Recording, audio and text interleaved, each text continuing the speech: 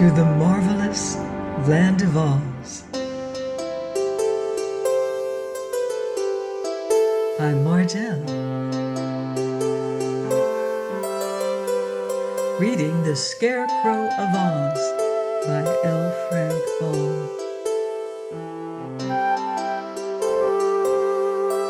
Chapter 13, Glinda the Good and the Scarecrow of Oz. That country south of the Emerald City in the land of Oz is known as the Quadling Country, and in the very southernmost part of it stands a splendid palace in which lives Glinda the Good. Glinda is the royal sorceress of Oz. She has wonderful magical powers and uses them only to benefit the subjects of Ozma's kingdom. Even the famous Wizard of Oz pays tribute to her, for Glinda taught him all the real magic he knows, and she is his superior in all sorts of sorcery. Everyone loves Glinda, from the dainty and exquisite ruler Ozma down to the humblest inhabitant of Oz, for she is always kindly and helpful, and willing to listen to their troubles, however busy she may be. No one knows her age, but all can see how beautiful and stately she is. Her hair is like red gold, and finer than the finest silken strands. Her eyes are blue as the sky, and always frank and smiling. Her cheeks are the envy of peach blows, and her mouth is enticing as a rosebud. Glinda is tall and wears splendid gowns that trail behind her as she walks. She wears no jewels, for her beauty would shame them.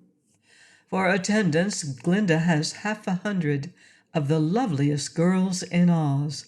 They are gathered from all over Oz, from among the Winkies, the Munchkins, the Gillikins, and the Quadlings, as well as from Ozma's magnificent Emerald City, and it is considered a great favor to be allowed to serve the royal sorceress. Among the many wonderful things in Glinda's palace is the Great Book of Records. In this book is inscribed everything that takes place in all the world, just the instant it happens, so that by referring to its pages, Glinda knows what is taking place far and near, in every country that exists. In this way she learns when and where she can help in any distress or danger, and although her duties are confined to assisting those who inhabit the land of Oz, she's always interested in what takes place in the unprotected outside world. So it was that on a certain evening, Glinda sat in her library, surrounded by a bevy of her maids, who were engaged in spinning, weaving, and embroidery, when an attendant announced the arrival at the palace of the Scarecrow. This personage was one of the most famous and popular in all the land of Oz. His body was merely a suit of Munchkin clothes stuffed with straw, but his head was a round sack filled with bran, with which the Wizard of Oz had mixed some magic brains of a very superior sort. The eyes, nose, and mouth of the Scarecrow were painted upon the front of the sack, as were his ears. And since this quaint being had been endowed with life, the expression of his face was very interesting, if somewhat comical. The Scarecrow was good all through, even to his brains, and while he was naturally awkward in his movements and lacked the neat symmetry of other people, his disposition was so kind and considerate, and he was so obliging and honest, that all who knew him loved him, and there were few people in Oz who had not met our Scarecrow and made his acquaintance.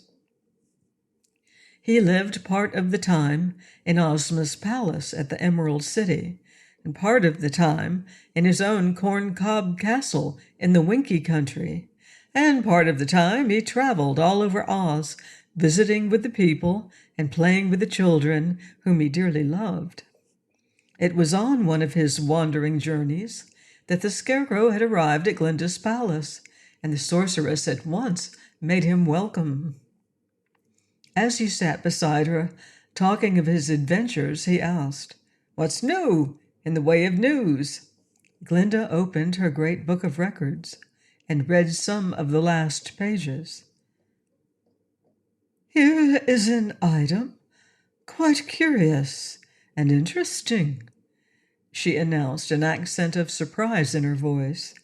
"3 people from the big outside world have arrived in Jinxland." "Where is Jinxland?" inquired the Scarecrow. "Very near here, a little to the east of us," she said. "In fact, Jinxland is a little slice taken off the Quadling country, but separated from it by a range of high mountains, at the foot of which lies a wide, deep gulf that is supposed to be impassable." "Then Jinxland is really a part of the land of Oz," said he. "Yes," returned Glinda, "but Oz people know nothing of it, except what is recorded here in my book." "What does the book say about it?" asked the Scarecrow. "It is ruled by a wicked man called King Krewl, although he has no right to the title.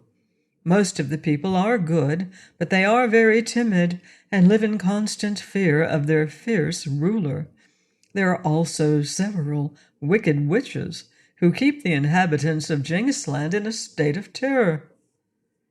"Do those witches have any magical powers?" inquired the Scarecrow. "Yes, they seem to understand witchcraft in its most evil form, for one of them has just transformed a respectable and honest old sailor, one of the strangers who arrived there, into a grasshopper. This same witch, Blinkie by name, is also planning to freeze the heart of a beautiful Jinxland girl named Princess Gloria." "Why, that's a dreadful thing to do!" exclaimed the Scarecrow. Glinda's face was very grave. She read in her book how Trot and Button-Bright were turned out of the king's castle, and how they found refuge in the hut of Pon, the gardener's boy. "I'm afraid those helpless Earth people will endure much suffering in Jinxland, even if the wicked king and the witches permit them to live," said the good sorceress thoughtfully. "I wish I might help them." "Can I do anything?" asked the Scarecrow anxiously. "If so, tell me what to do, and I'll do it." For a few moments, Glinda did not reply, but sat musing over the records. Then she said, "I am going to send you to Jinxland to protect Trot and Button-Bright and Cap'n Bill." "All right," answered the Scarecrow in a cheerful voice. "I know Button-Bright already, for he has been in the land of Oz before. You remember, he went away from the land of Oz in one of our wizard's big bubbles." "Yes," said Glinda, "I remember that." Then she carefully instructed the Scarecrow what to do, and gave him certain magical things, which he placed in the pockets of his ragged munchkin coat. "As you have no need to sleep," said she, "you may as well start at once." "The night is the same as day to me," he replied, "except that I cannot see my way so well in the dark." "I will furnish a light to guide you," promised the sorceress.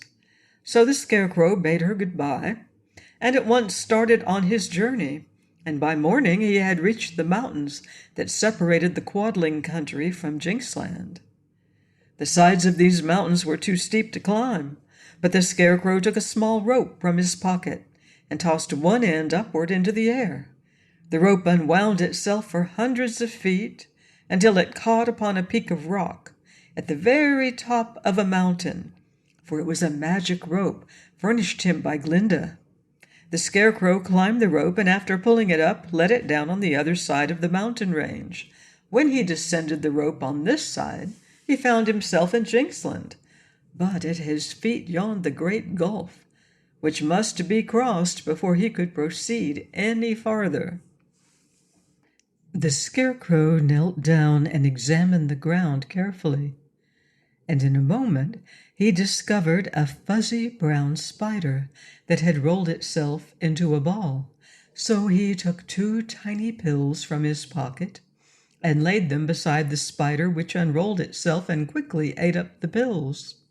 Then the Scarecrow said in a voice of command, "Spin!" and the spider obeyed instantly.